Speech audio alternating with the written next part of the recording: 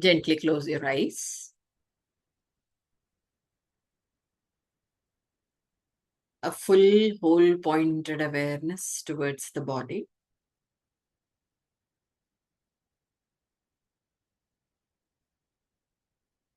Being completely neutral. Slowly shift the awareness to the breath. Do not make any change there. Just be a witness.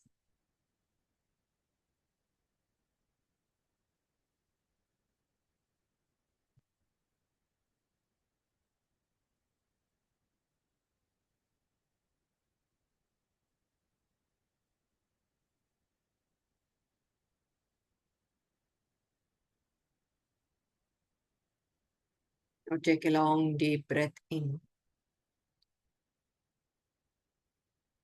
Exhale thoroughly and feel your body completely relaxed.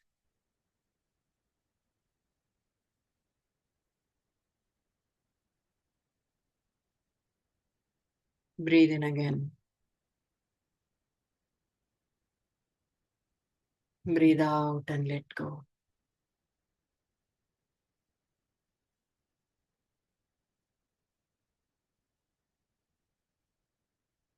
Inhale slowly. Exhale completely.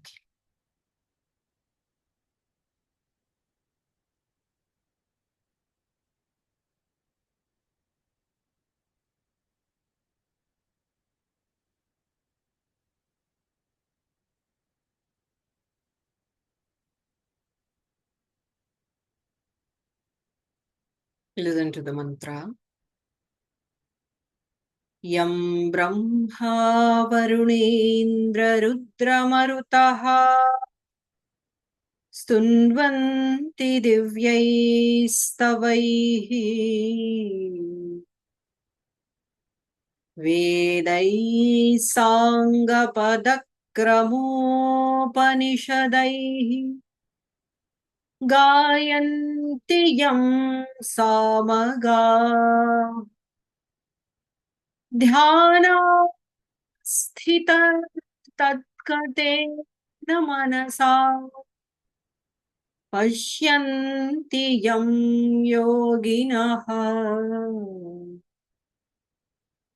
Yasyantam Navidussura Suragana Devaya Tasmai Namaha.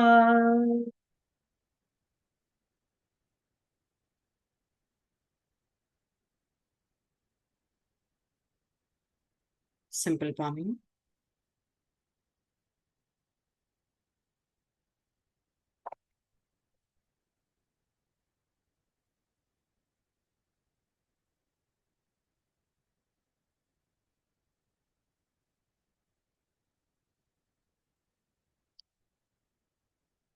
So, a quick recap of what we've been doing all these days is learning the second chapter of Bhagawad Gita. Of course, we started with first. We are in our second chapter now. The second chapter towards the end discusses the characteristics of Sthita Prajna. What is this Sthita Prajna? Sthita means one who is established. Prajna means awareness. One who is established in his internal awareness. One who is enlightened. One who is self-realized is called Sthita Prajna. So Arjuna was keen to know who is this Sthita Prajna? How would you differentiate a normal person from an enlightened one? How can you recognize this person? How does he eat? How does he sleep? How does he think, walk? What language he speaks? So that is what Arjuna, the warrior, before the war is broke, he gives up. He gives up the idea of waging war against his brethrens and start to ask questions to the Lord. So the Lord is Krishna, who is also his cousin, his friend, his guide, philosopher, friend, everything, and also the charioteer. He is riding his car. And we have come to the point where it is clear Bhagavan has made. Bhagavan means the term for Lord, the blessed Lord, had made things very clear that one who is always established in the internal peace, in that lasting state of happiness, which is completely independent, not dependent on any person, not dependent on any circumstance, not dependent on anything that has to be achieved or done or performed, completely independent, everlasting happiness. Is there something at all in this world like everlasting? Is there at all? So there is nothing in this universe that can bring in happiness. This enlightened person is seeking this happiness somewhere else, not outside. He is established in his truth by seeking this unlimited, independent, everlasting pleasure from his own self, from his Atman. What is this term Atman? It is you yourself, your real nature. It is what you are. I know what I am. I'm not happy. I know what I do. I'm not happy. I know what people do to me. I'm not happy. I know I had many grievances. I'm not happy. How can I be happy by myself? I know myself. I'm not happy. Sthita Prajna understands that what makes us think us as us is unreal. Funny, huh? You don't get a thing. You don't understand. What do we think us to be? We think us to be this body. We think us to be ourselves to be this mental skills that we've got. I can speak German, I can speak Hindi, I can speak English, Spanish. Or I'm so and so with a net bank account of so much of euros. I am the owner of this house. I am the mother. I'm so and so's sister, wife, daughter. Or I'm an economist, I'm an administrator, I'm the CEO. This is this specific information that we have got about ourselves. And think all of them to be us. Vedanta or yoga, which are the two key tenets of Indic philosophy, strongly believes that what do we know about ourselves are wrong, are false.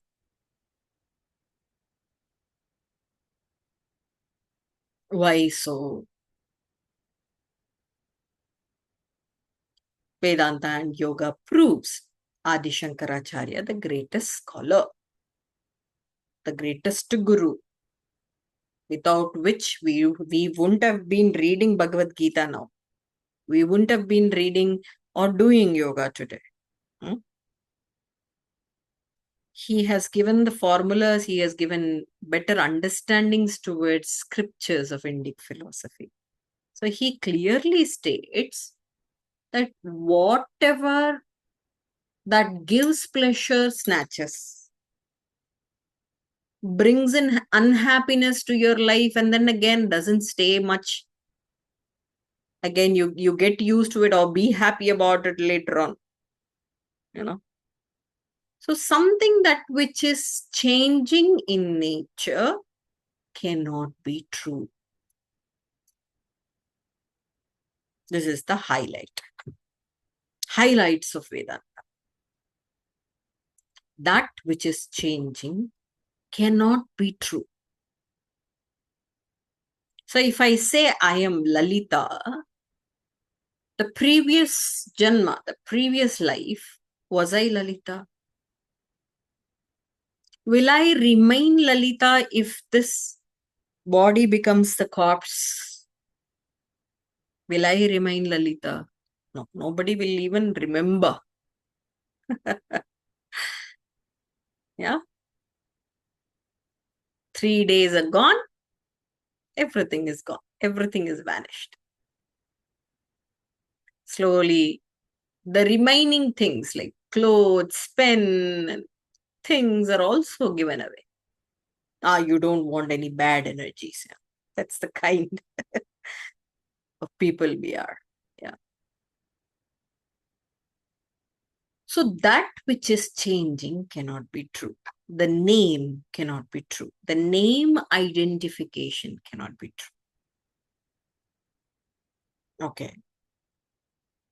What about this body? The body had come up. I was the daughter, the jewel of my father and mother's eyes. What happened to that professor who was teaching all these students all these years? What happened to her? Again, there is an end to it. Or there are huge aspects of changes made to the body. Was I the same as I was in 16? No.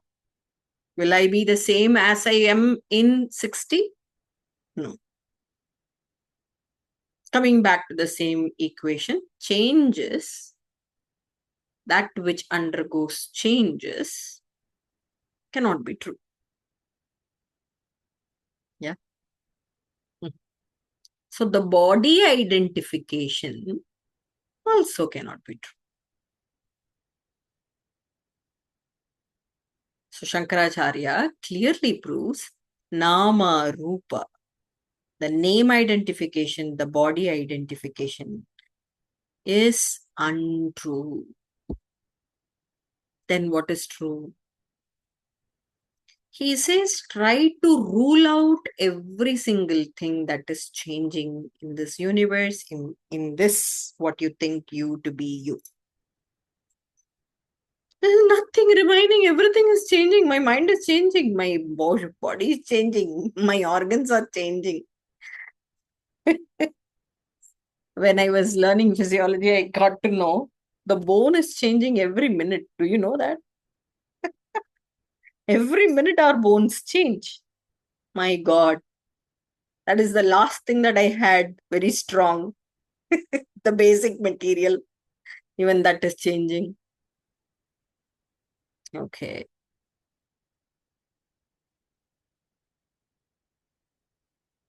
So that which is changing is untrue. What is that truth that lies behind our eyes? It has been screened. Like we see the screen in the theater, in the cinema theater. Does the screen hold the heroine and the heroic images? If it had been holding, why is it not still holding when the show is over? When the show is over, you should still have the image of the hero on this black screen, right?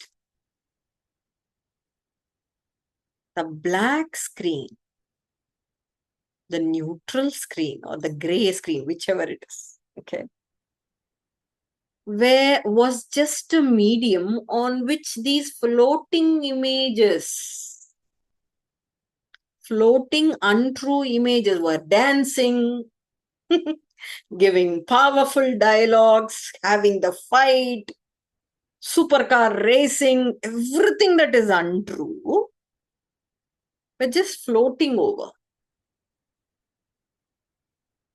What happened when the show is over? Everything vanished.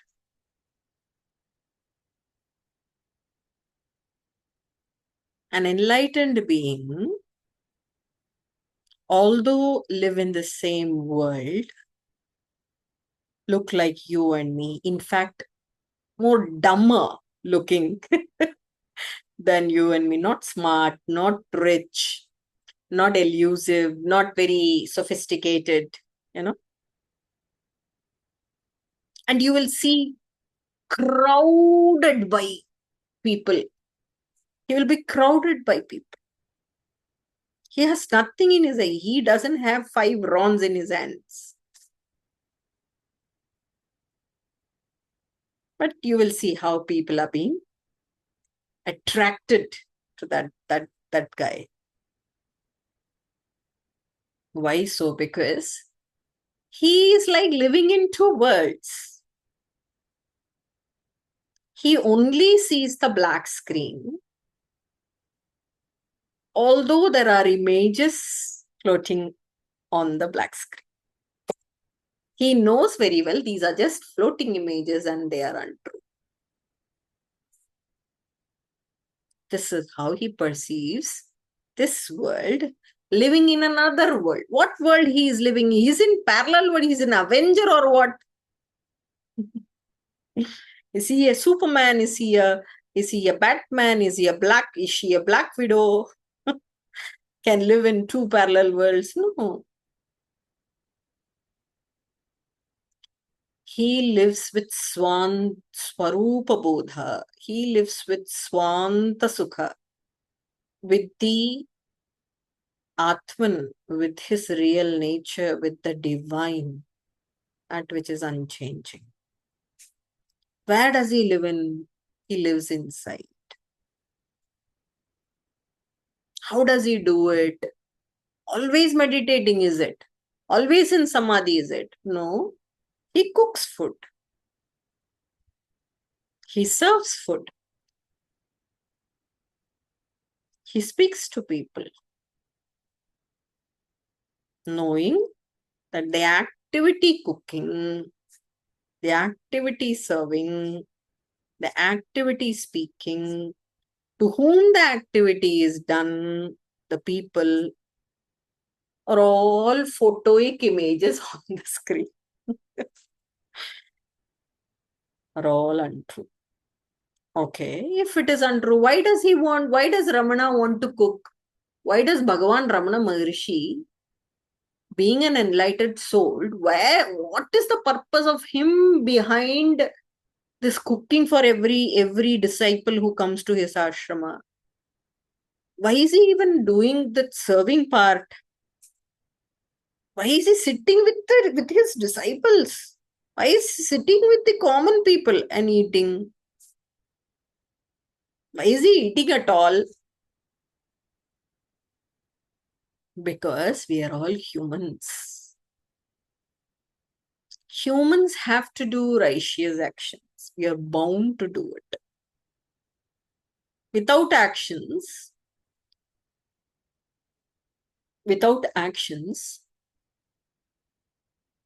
we become restless. Ask a person who has recently retired.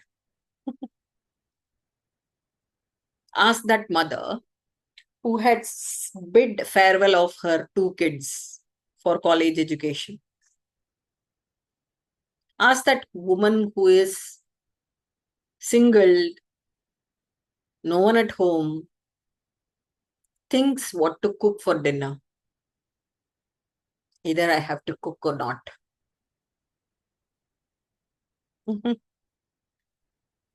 So without action, we become irresponsible. We become irrelevant, irrational, pathetic.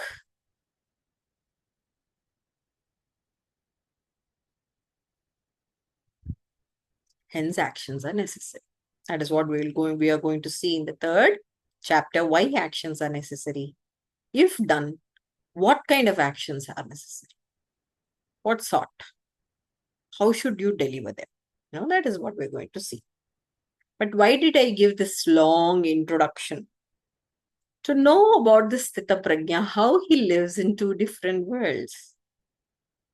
In his inner world, staying in the world of truth, agreeing, embracing this untrue world, but knowing it well, it is untrue, hence not touched by the untruth. He is not sorrowful, he is not angry, he is not frustrated, because he has nothing to do with this heroic and heroic photoic images. He knows them, they are just floating there.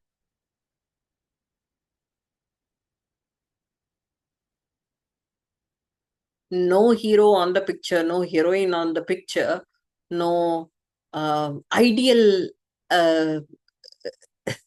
person in the picture can anyway influence your life, anyway influence your body, anyway influence your emotion. He does know that well. So to understand that, we're going to learn the next shloka, 2.69. 6.9. Second chapter, 69. या निशा सर्वभूतानां या निशा सर्वभूतानां तस्यां जागर्ति संयमी तस्यां जागर्ति संयमी यस्यां जाग्रति भूतानि यस्यां जाग्रति भूतानि सा निशा पश्यतो मुनेः सा निशा पश्यतो मुनेः.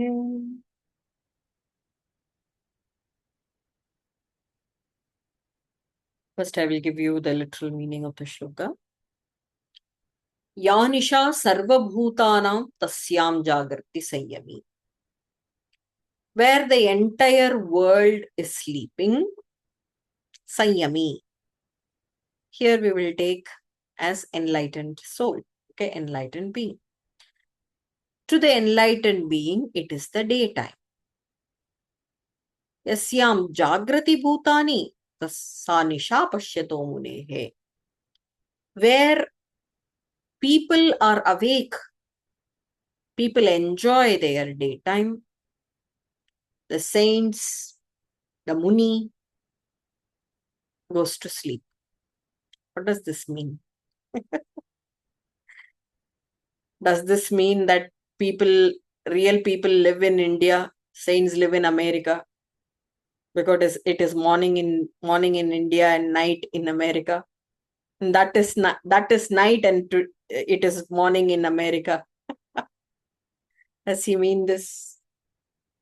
Is he talking about two different time zones? This is how the literal meaning will say. And Shankaracharya, without whom, I've been mentioning this again and again, without whose wisdom, we wouldn't have understood the esoteric meaning of what Blessed Lord said, what the Vedas had spoken of, what the Upanishads have spoken of. Without his commentary, we wouldn't have understood. So in Shankaracharya's commentary, it is clearly said that daytime is what? What do you do in daytime? You grasp things. You grasp things through your sense organs, right? What are you doing now? What are you doing now? You're listening through your mind and ear. Yeah, you need mind. If your mind is elsewhere, even though you're listening, you're not getting anything. So mind is very much needed for eyes. Mind is very much needed for grasping of the ears, So all through the daytime, you're grasping things. Only when you grasp, you can deliver. Yeah. So, grasping and delivering things through sense organs and organs of action. That is daytime. What is nighttime? You sleep. Where did the sense organs go? Could you hear the music of the band at 3 a.m.? I was lost. I was totally busted. I slept like buffalo today. No, I couldn't hear a thing. What happened in sleep? All the sense organs. Where didn't do you cut off your eyes? Do you cut off your ears and your nose while you go to sleep? No, they are there very much. My mind is also there because I dream. They are there. But what happened to them? The mind, the organs of action, the sense organs are absorbed in some other substratum, totally absorbed, and hence there is no grasping, there is no delivery. Deliverance of actions, I mean, as delivery. Yeah. So equate this daytime and night in this shloka. What do we do during the daytime? All the time grasping informations, sense organs. I've seen this woman talking to another. Perhaps she's bitching about me. She's talking something else. Okay. What did the mind do with the eye information? What are we doing? Forget eyes. Okay. Forget people. What do you do to yourself? I am the sufferer. I am the only sufferer. Why me? Why now? I am the most efficient and the best person. Best of all qualities. I emote well, I express well, I have good vibe. Still things are happening to me. Why God? God is also like an agent for us. You have to dictate God. I am good, so serve me good. God is an agent for us to serve because we give him wisdom. We say this is right, this is wrong. I've been on the right path. Hence, I have to be served good. We give judgment to. This is how you are judged. You have to judge you. You were judged wrongly. All your laws of nature is wrong. Why is the good person suffering?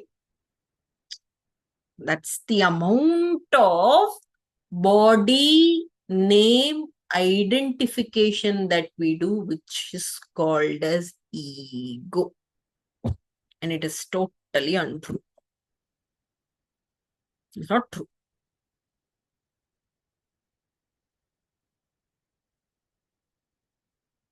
So in that untruth, whatever you grasp through your sense organs, through your mind, through your intellectual wisdom, through all the analysis, the logistics that we do, everything is a sheer waste because nothing is true. Not your worry is true, not your pleasure is true, not the death and separation is true, not the conjugation is true. Two people are coming together in love and they are marrying. It is true. Nothing is true.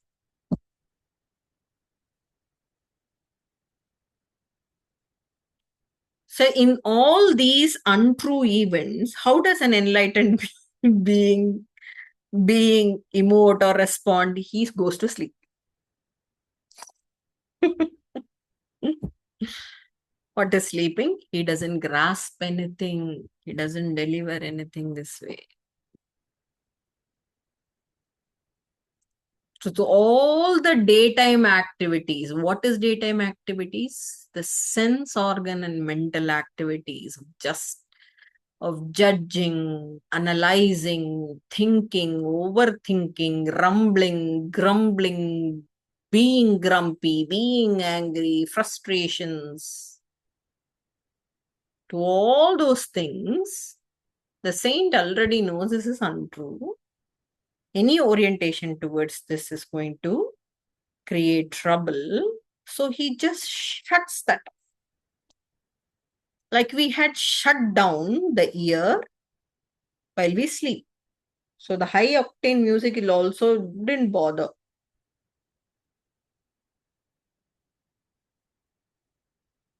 The saint really shuts those off. Yasyam jagrati bhutani sa nisha pashyato mune. That's the second line. Sorry, I took the second line first. That is very relatable. When we talk about our day, we know. What is the first line? Ya nisha sarva bhutana. Sarva bhutana means all the beings, not only humans. To all the beings, there is something called night. We don't grasp such a thing. Like if I say there is something true, not changing at all in you, there is divine in you, there is God in you. We just listen to it, okay. And there is no reaction. There is no grasping. What have we done to ourselves? We are dead to such vital information. We become dead. What happens at the same time when your doctor says, you are diagnosed with PCOD? Then suddenly what happens? All the sense organs get up, rise up in all the forms, all the magnified forms like demons, and we are aware. We start to eat that tea, this tea. Gabby is drinking some tea. We start to eat good food, and that goes for 15 days. And next 16th day, everything is off. To an information which is not vital, which is untrue, we are very much aware of. We grasp it. To an information which is very vital, which is the very purpose of our life, which is the very theme for which we are here, is that understanding of truth, the realization of God in you, not God as an agent, praying, do that to me, do this to me, because I deserve. And information is given that God is in you, situated. You realize God. You are that piece of material of God Himself. What are we doing? Forget that. Some people are attuned to so-called spiritualism. We go to yoga classes. What do? We go for yoga classes to have an extra shine on the face, to reduce some belly fat, to treat our asthma. You understand where we are going?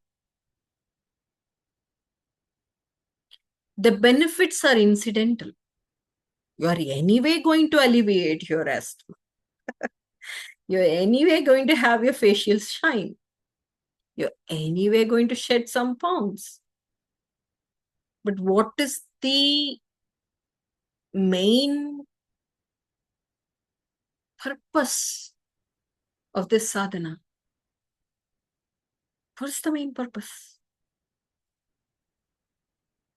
Tada drashtuhu swarupe avasthanam, says Rishi Patanjali. The only purpose of yoga as a sadhana, as a process, as a state to be achieved is to find the drashta, the seer. We are seeing ourselves.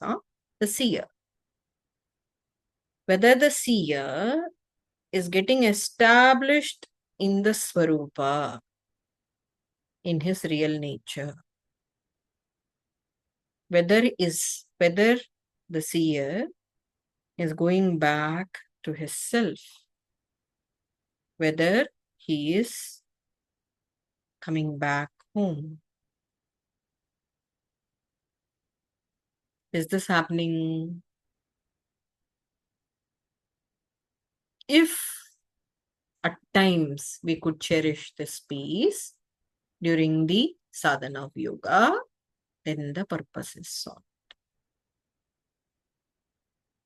Then everything else become the side benefits, like drinking milk. Okay, why do you take care of cows? Because cows give me milk. It is something different in Romania because you don't drink cow milk. But here in India, we have good cows, good desi cows, Indian cows, desi cows. And in every Indian house, you will find cow milk. Okay. So when you take care of a cow, it is to drink milk. That is the essential purpose. Milk is the essential purpose of fostering, taking care of the cows. But with milk, we also get curd, also get ghee. We can also make buttermilk. We can also make butter. We can also make cheese, paneer, cottage cheese. These are all side ancillary benefits.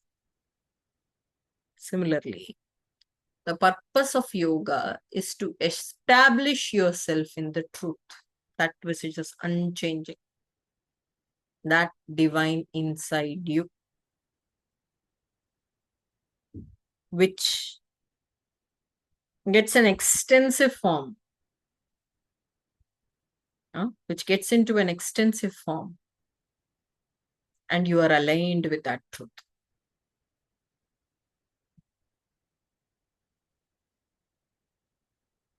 And from that state, you try to deliver your actions in this untrue world.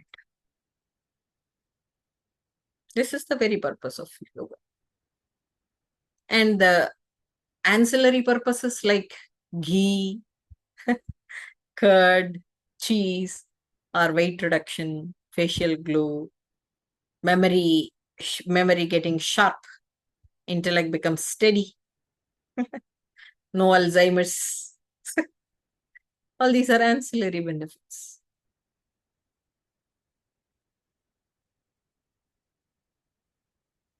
So to a saint, to an enlightened being, the daytime, the grasping is to meditate upon the awareness. It's not just meditating, sitting, closed eyes. His action itself is in congruence with that reality.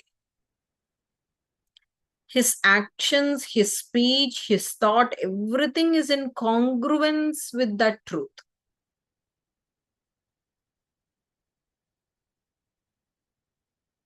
He grasped that Atman.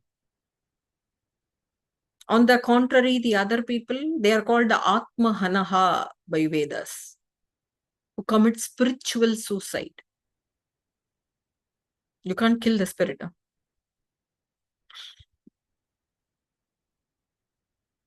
The bodies can die, wither away. Even the air can dry up. The waters can dry up. The air can fume up. Even the suns can dry out. And there is something called apocalypse, right?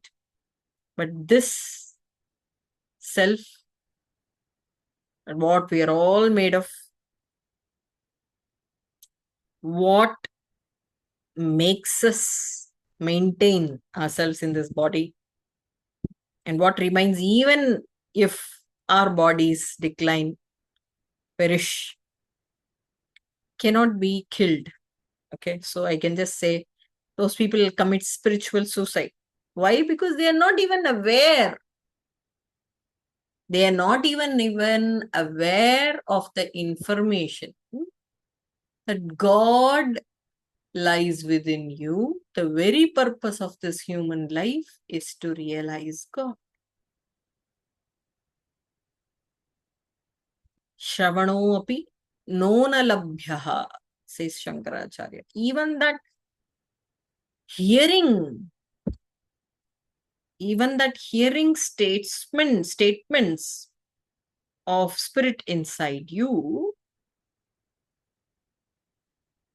becomes hard for people. No? It's not easy to get that. Not everyone understands that. They live in their own power mongering, wealth mongering, um, assets accruing, self-interest, or what do they call, self-love world.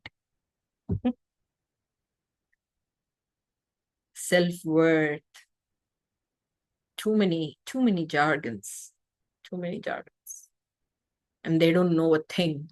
What is self-worth? They think they are worthy only when they work, only when they have some money in the account on their name, or some social contacts. This they think to be self-worth. But what is self itself is worthy. Recognizing self itself is worthy.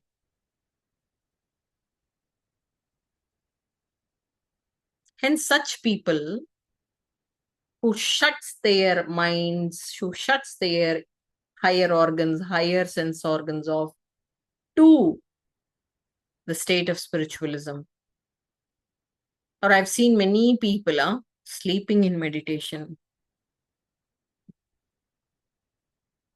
Why do we sleep in meditation? Why do we sleep in Shavasana? Oh, I didn't sleep well yesterday. The last night was very troublesome. I couldn't sleep properly. Hence, I'm sleeping in Shavasana. There were n number of reasons. Simply because the mind is not accepting. It is resisting. It is resisting to the fact that we can go deep within, shutting all the organs off, snipping all the relations and associations with the outer world, and still be peaceful without sleeping, with awareness, with all the consciousness.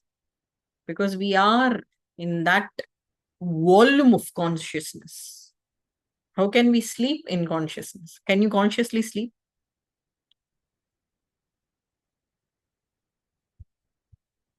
Conscious sleeping is yoga nidra. But what do we do in yoga nidra? 20 minutes yoga nidra gone. I didn't get 3-4 statements. I think I've slept for 3-4 statements. It would have been, it would have been 20 minutes. The mind resists. This is us. This is layman. This is people. It is nidra for us. It is nisha for us. It is night for us. It is sleep for us. When we talk about self, when we try to move towards self, when we try to march towards that path of spiritualism, to recognize our own self, make some adjustments in our day-to-day life, we stagger. The mind resists. But it becomes easy for a saint. How does he do it? How is this even possible? Forget the difference between people and a saint. That we know. Even Bhagavan clears that, clarifies that. Look, self-awareness is the vital thing. When you sleep in this subject, you fail. He excels with 100 out of 100 marks, and he's a saint. Why is that we are not possibly achieving it? One, we are more happy, comfortable living in this untrue world, living in this statement called "this is Lalita." Someone appreciates this Lalita, Lalita is happy. Someone defames Lalita, oh, he's wrong. We try to prove. Or sometimes if that defamation is from politician whom I cannot struggle or fight against, then I keep myself mum, frustrated, get conflicted. So this pleasure, frustration, fighting spirit, anger, sorrow, everything is occurring because of my identity, not because of persons outside.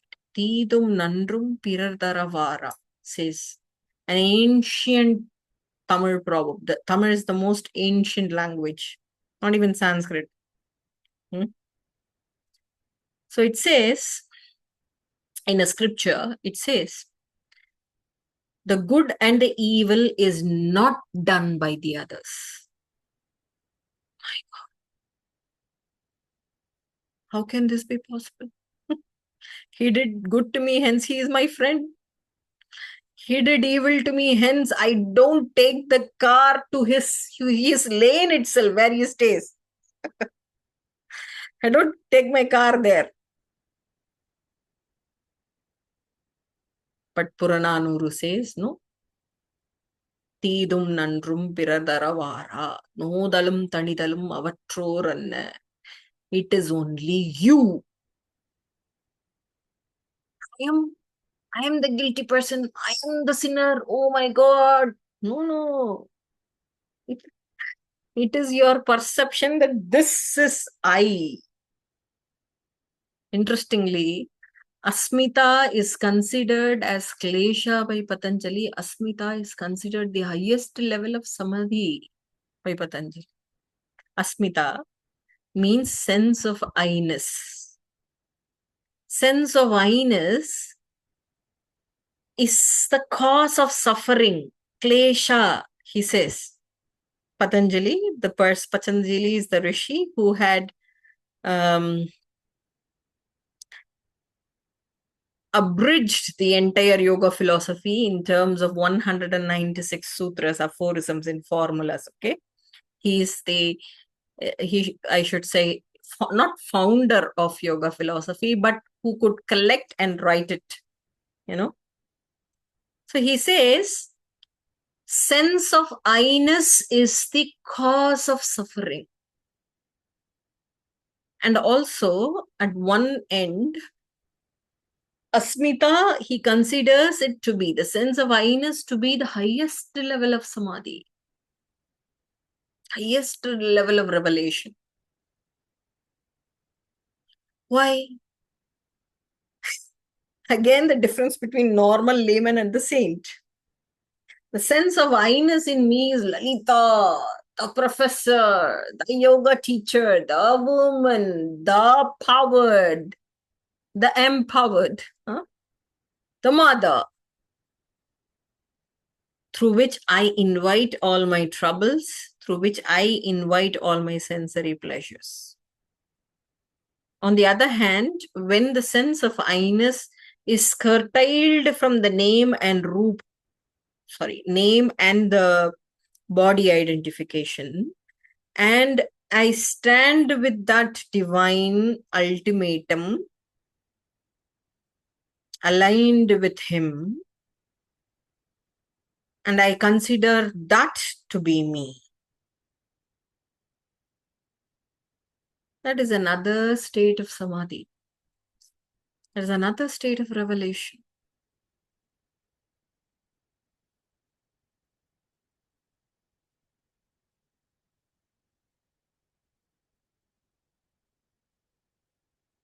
Coming back. I'll break this philosophy easily for you. We are all normal laymen, normal people. Krishna wants us to be enlightened. Bhagavan wants every being to be enlightened. How? He says, the focus is somewhere else. You're being frequencying yourself into the wrong radio wave. You, your body, your mom, your kid. Yes, I've given you all those things for you to deal with and come out of it. But what have you done? You get stuck with this. You know, Krishna says, this view that you've got, expand that. Widen this awareness. When you see you to be the divine ultimate, the absolute truth, the unchanging principle, will you not see you in me? Will you not see you in the cat? Will you not see you in the boss? Will you not see you in the couch that you're sitting on?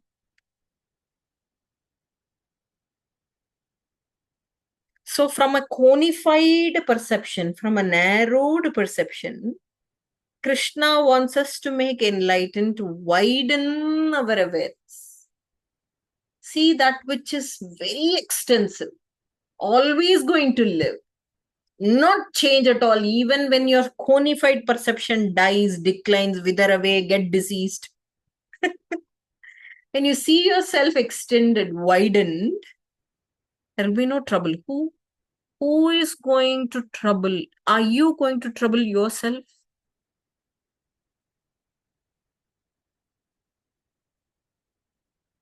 Will you be angry with your left hand?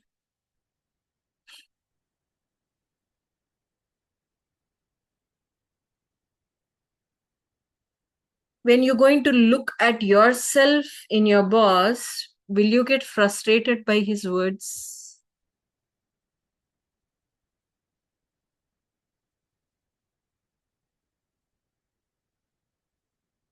So take that paradigm shift.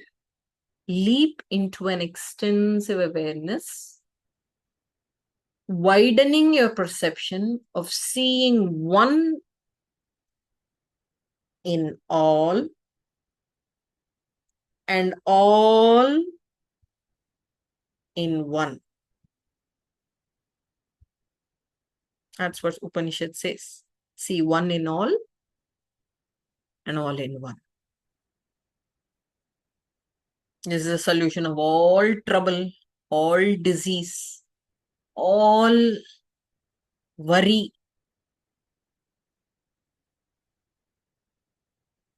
Because trouble, worry, disease, everything is seeing one in one and all in all.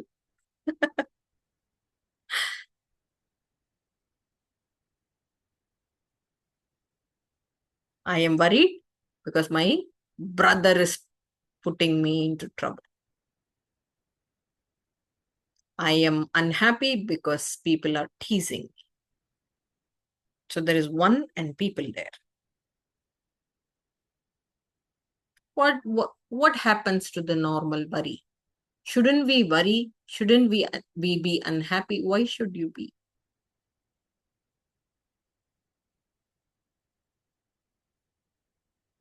Suppose for real, it is always good to listen to Vedantic statements. When we try to practicalize things, we are in big loop of mess.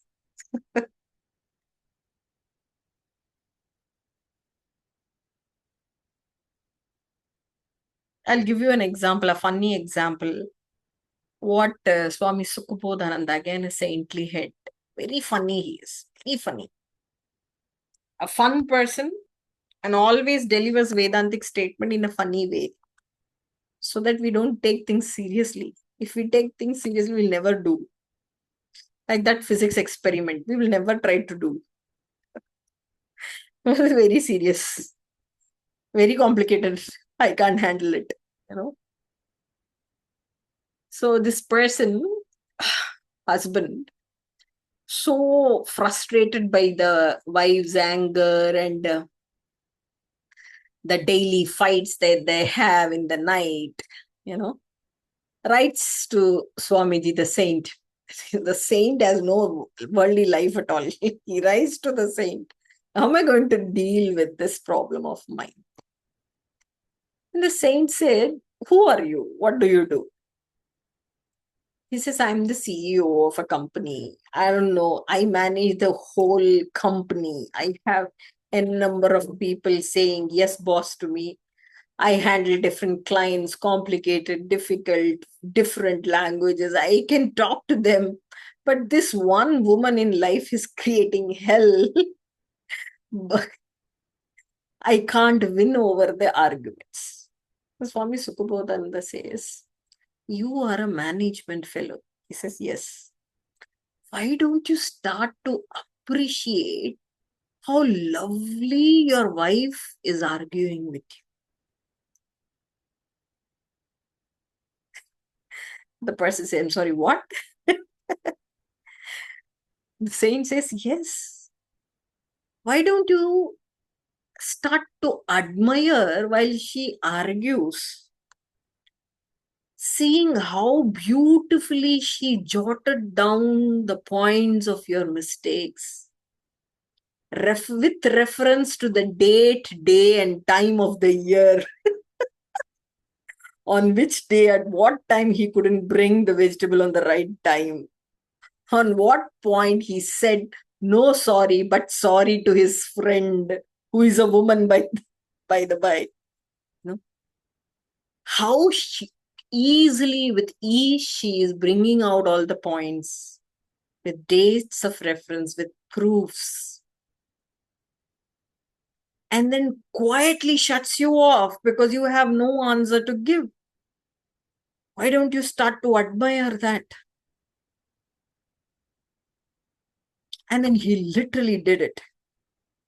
One night he came back very late, as usual. The woman started to fight. Bring up all the 20 years events lined up together as the saint told. And then that CEO fellow was very happy. How powerful this woman is. How can she get to recreate those events in her head and emote in the same manner that happened 20 years ago? You know, he started to admire her and then said a few things which was very lovely. The woman is pissed off now. The woman is pissed off because she wanted him to be pissed off by her fight, but it didn't happen. So now she is confused. And the fight ended with a sparkle of excitement and confusion. What happened to this man? Every time she brings up some conversation, he starts to give beautiful remarks on how she engaged into that discussion very well, you know. And then 3 months later, one more letter from that CEO. Nowadays, I don't get any excitement. There is no fight at all. This is the funny example. Seeing one in all.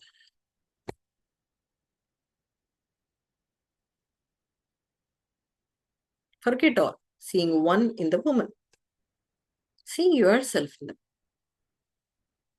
That is one thing that he practiced. One small particle of what Swamiji told, he practiced. His worry is gone.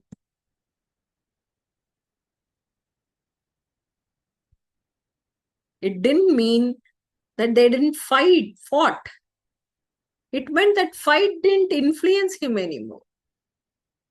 He outlived it. He started to smile. He started to really enjoy, not just faking it away. Huh? You can't fake a life. with your lady love. Again, she's going to catch you.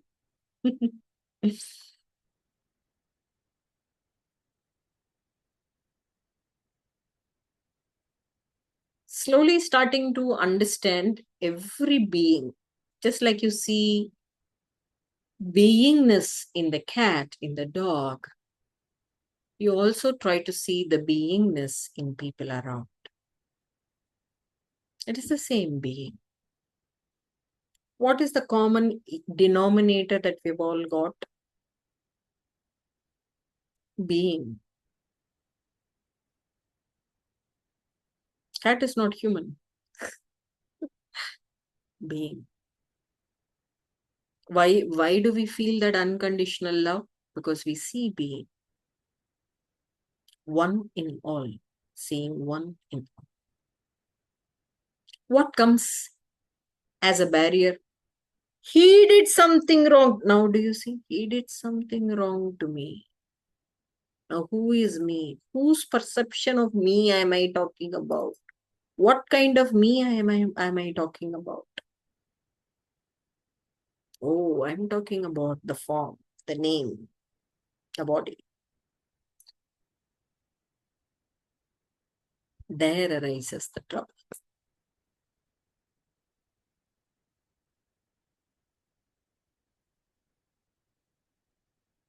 So cut that sense of awareness and finding the common denominator, being in everyone, induce that sense of I-ness more.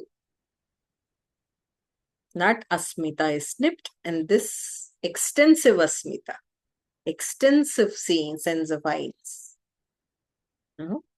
has to be explored.